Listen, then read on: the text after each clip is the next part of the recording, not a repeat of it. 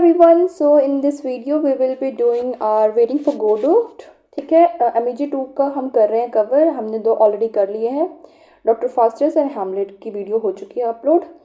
क्योंकि फ़िलहाल इस पेपर में हम क्या कर रहे हैं कि समरी आप सबके पास है, समरी की प्लेलिस्ट आपको मिल जाएगी, आप इजीली कहीं पे भी समरी ले सकते हो, पढ़ सकते हो। But the main point is, अगर आपको नहीं पता है, कोई ऐसा क्वेश्चन आ जाता है जो आपको नहीं समझ में आ रहा, आपको क्या लिखना है, ठीक है, समरी लिख रहे हो, that is well and good, क्योंकि समरी ठीक है एक बेसिक पॉइंट आपको दे देता है, but you have to write something as well, क्योंकि जस्ट समरी लिखना that is not enough. Because आप मास्टर्स के स्टूडेंट हैं तो कुछ ऐसी पॉइंट्स होते हैं, कुछ ऐसी स्पेसिफिक डिटेल्स होती हैं जो आप अपने आंसर में लिख सकते हो। कुछ जनरल पॉइंट्स करके हमने एक सीरीज स्टार्ट कर रखे इस पेपर में। So today we will be doing waiting for Godot. ठीक है, आप इसे गोडो पढ़ लो या फिर गोडोट पढ़ लो, that is up to you. तो जनरल पॉइंट्स में हम सबसे पहले बात करेंगे कि एक इंट्रोडक्शन देने की ज़रूरत आपको होती है, कोई भी आंसर आता है। या एक और चीज़ ये इंपॉर्टेंट है कि एक चीज़ ध्यान रखना कि आपका जो लिटरेचर का पेपर होता है वो रनिंग फॉर्म में चलता है, ठीक है। वहाँ पे आप पैराग्राफ बनाते हो, छोटे छोटे पैराग्राफ बनाना, बड़े बड़े मत बनाना। प्लस आप कभी भी 1 2 3 इस तरीके से मार्किंग नहीं करते हो लिटरेचर के पेपर में, ठीक है। तो कभी भी पॉइंट्स में अपना आंसर प्रेजेंट मत करना। अगर आपका पेपर MEG 4 है, that is a very different question, क्योंकि वहाँ पे आपका लैंग्वेज है तो वहाँ पे आप यूज़ कर सकते हो। लेकिन जब भी लिटरेचर का पेपर होता है, आपको वहाँ पे रनिंग फॉर्म में आंसर लिखना होता है, पॉइंट डाल के नहीं लिखना होता है। मैंने सिर्फ पॉइंट्स में से लिखा ताकि एक्सप्लेन करने में ईजी हो जाए, ठीक है। सबसे पहले आप अपने जो भी आपका ड्रामा आता है, अगर हम बात करें वेटिंग फॉर गोडो की, तो आपको इंट्रोडक्शन देना है प्ले का कि क्या है। सैमुअल बेकेट है, ठीक है, इन्होंने लिखा है 1953। लिखना ज़रूरी नहीं है, आप ये भी लिख दो कि 20th सेंचुरी में लिखा गया है। एक चीज़ लिखनी ज़रूरी है और वो ये है कि ये किसका एग्जाम्पल है, थिएटर ऑफ एब्सर्ड का है। कोई भी क्वेश्चन आए, अगर आपको आंसर समझ में नहीं आ रहा है, और जिनको आंसर समझ में आ रहा है ये वीडियो उनके लिए भी है, क्योंकि आप अपना आंसर लिख रहे हो, कुछ चीज़ें उसमें डालना भूलना मत। तो ये आप उस लिए भी यूज़ कर सकते हो कि ये चीज़ें आपको ऐड करनी है। तो थिएटर ऑफ एब्सर्ड हर जगह कहीं ना कहीं पे आपको ऐड करना है, ताकि वो दिखे बार बार। कहीं ना कहीं पे एक पैराग्राफ में कर दिया, फिर 2 3 पैराग्राफ के बाद फिर से इस लाइन को यूज़ कर लिया। और ये मेन क्या थीम क्या ले रखा है, एग्जिस्टेंशियलिज्म को ले रखा है, ह्यूमन कंडीशन को ले रखा है। आप इसमें जो कॉन्वर्सेशन हो रही है व्लादिमीर की और एस्ट्रोजन की, उसके बीच में दिखा सकते हो कि उनके बीच में कोई भी एक मीनिंगफुल कॉन्वर्सेशन नहीं हो रही है। वो चीज़ें आप यहाँ पे कर सकते हो। इंट्रोडक्शन के बाद बात आती है मेन प्लॉट की, कि प्लॉट क्या है मेनली। अगर हम बात करें तो कुछ भी नहीं है, सिर्फ 2 मेन कैरेक्टर्स है, व्लादिमीर है या फिर एस्ट्रोजन है, ठीक है।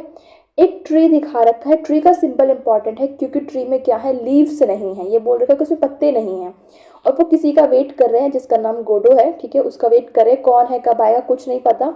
2 एक्ट में ये प्ले डिवाइडेड है और दोनों में ही सेम ही चीज़ें हो रही हैं, इवेंट सेम ही हो रहा है थ्रू आउट द प्ले। क्या है, कुछ भी नहीं होता है, बस 2 कैरेक्टर्स आते हैं, लक्की एंड पोजो आते हैं, एक सर्वेंट है, एक उसका मालिक है। तो वो आते हैं, एक बॉय आता है जो कि बोलता है कि वो जो गोडो है वो कल आएगा, आज नहीं आने वाला है। तो फिर से जो प्ले सेकेंड एक्ट होगा वो फिर से एक ही चीज़ को रिपीट करेगा कि लकी पोजो आते हैं, एक म्यूट हो चुका है, एक ब्लाइंड हो चुका है, बॉय आके फिर से बोलता है कि गोडो नहीं आएगा। तो टाइम नहीं पता है उन्हें कि वो टाइम क्या हो रहा है। तो कोई भी चीज़, अगर आपके कोई भी आंसर आता है तो आप पहले तो ये बता दो कि थिएटर ऑफ एब्सर्ड से डील करता है, एक्जिस्टेंशियलिज्म की बात करता है, ह्यूमन कंडीशन की कहीं ना कहीं क्वेश्चन कर रहा है कि ह्यूमन कंडीशन कैसी हो चुकी है। मेन प्लॉट में आप बता दो कि 2 लोग हैं, किसी के लिए वेट कर रहे हैं, बस इतना इतना बहुत हो जाता है आपके लिए।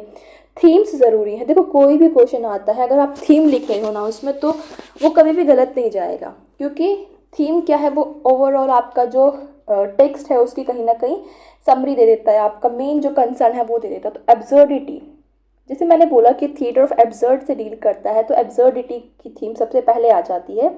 और वो क्या दिखा रही है, एब्सर्डिटी ऑफ ह्यूमन एग्जिस्टेंस की। ह्यूमन की एग्जिस्टेंस क्या है इन्हें नहीं पता है, मीनिंगलेसनेस है, ठीक है, मीनिंगलेस एक्टिविटीज़ कर रहे हैं। जैसे कि आप जब, अगर आपने टेक्स्ट पढ़ा होगा तो आपने देखा कि जो हमारा एस्ट्रोजन है और जो व्लादिमीर है, वो दोनों कैसी बातें कर रहे हैं कि वो एक बार सोचता है, सुसाइड का ख्याल उसके दिमाग में आता है, कैसे वो अपनी हैट को उतारता है, पहनता है, अपने बूट को निकाल रहा है, पहन रहा है। तो मीनिंगलेस एक्टिविटीज़ वो कर रहे हैं, कोई मतलब नहीं है, कभी वो डिग करके खुद ही उसमें गिर जाता है, तो उस तरीके का। वेटिंग जो है और टाइम है वो भी है, क्योंकि उन्हें यही नहीं पता कि कब तक वेट करना है, और उन्हें टाइम भी नहीं पता है। उन्हें ये नहीं पता कि टाइम क्या हो रहा है, वो सूरज जब जब ढल रहा है उसको देख के वो कह रहे हैं कि शायद इवनिंग हो गई है या फिर मॉर्निंग होने वाली है, उन्हें टाइम भी नहीं पता है। और ह्यूमन कंडीशन इसलिए क्योंकि सफरिंग को दिखा रहा है, डिस्पेयर को दिखा रहा है। मैंने आपको बोला ना, इसमें एक लाइन थी इस टेक्स्ट में, आई डोंट रिमेंबर एग्जैक्टली, लेकिन जब हमने इसको अपने ग्रेजुएशन में पढ़ा था तो उसमें एक लाइन दे रखी थी कि व्लादिमीर में से और जो एस्ट्रोजन है उन दोनों में से एक बोलता है कि उसे लगता है कि वो टावर पे चढ़े और वहां से सुसाइड कर ले। तो वो चीज़ यहाँ पे कहीं ना कहीं दिखा रखी है कि डिस्पेयर है, होप भी नहीं है। अब वो एक होप में एक तरीके से बैठे भी हुए हैं कि ठीक है गोडो जो है वो आएगा, तो वो आप वहाँ पे होप की तरह यूज़ कर सकते हो। कैरेक्टर्स में आप ये कुछ कैरेक्टर है लिखो या ना लिखो, उससे फ़र्क नहीं पड़ता है। मैंने बस लिख दिया है उनके लिए कि अगर किसी ने फर्स्ट टाइम ही यहाँ पे आया है, समरी नहीं पढ़ी है, तो उसके लिए कि 4-5 इसमें कैरेक्टर्स हैं वो आपको ध्यान रखने हैं। सिंबलिज्म इंपॉर्टेंट है, कोई भी आंसर आता है सिंबल्स लिख दो, क्योंकि आपको क्या लिखना है, कुछ चीज़ें लिखनी है। जैसे कि आपने लिख दिया थीम लिख दिया, आपको पॉइंटर्स नहीं डालने हैं, रनिंग फॉर्म में लिख रहे हो, आपने थीम लिख दे कि एब्सर्डिटी का थीम है, यहाँ पे एक्सिस्टेंशियलिज्म की बात कर रखी है।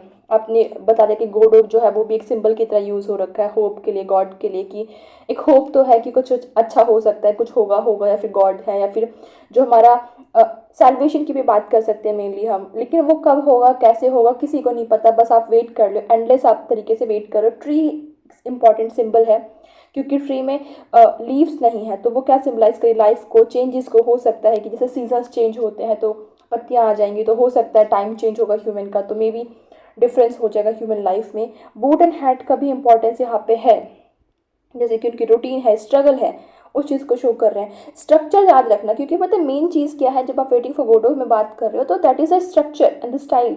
क्योंकि ये थिएटर ऑफ एब्सर्ड से डील करता है और उसका स्ट्रक्चर बहुत इंपॉर्टेंट हो जाता है, क्योंकि बिल्कुल ही मिनिमल सेटिंग रख रखी है, कुछ भी नहीं है, बस एक पेड़ दिखा रखा है और दो बंदे उसके नीचे बैठ के वेट कर रहे हैं। और फोकस किस पे, सारा फोकस डायलॉग्स पे है, इंटरेक्शंस पे है, किस तरीके की लैंग्वेज यूज़ हो रखी है, किस तरीके से इलॉजिकल, इलॉजिकल यूज़ करना ज़रूर, ठीक है। रिपीटिशन यूज़ करना अपने वर्ड में अगर आप आंसर लिख रहे हो। स्ट्रगल लिखना, देखो अगर आपका क्वेश्चन आता है कि जहाँ पे स्ट्रक्चर की बात कर रहा है, आपके क्वेश्चन में स्टाइल की बात कर रहा है और आपको समझ में नहीं आ रहा है क्या लिखना है, तब आप वहाँ पे इन चीज़ों पे फोकस कर लेना कि ये चीज़ें हैं। जैसे कि 2 एक्ट में है डिवाइड स्ट्रक्चर, इस तरीके से देख लो आप कि 2 तरीके से स्ट्रक्चर में आप बता दो कि सेटिंग कैसी है, डायलॉग्स कैसे, इलॉजिकल है। जब आप बात करते हो थिएटर ऑफ एब्सर्ड की, एब्सर्ड का मतलब क्या होता है, जिसका कोई सिर पैर ना हो। एब्सर्ड का मतलब वही होता है ना कि मीनिंगलेस तरीके से, एक तरीका। तो मीनिंगलेसनेस जो है, मीनिंगलेस है, आप उसमें कोई भी मीनिंगफुल चीज़ नहीं देख रहे, पर्पस नहीं देख रहे, तो इलॉजिकल है, वहाँ पे क्या बातें कर रहे हैं उसका कोई मतलब नहीं है। एब्सर्डिटी की थीम यहाँ पे इंपॉर्टेंस रखती है, तो आपको ध्यान रखनी है।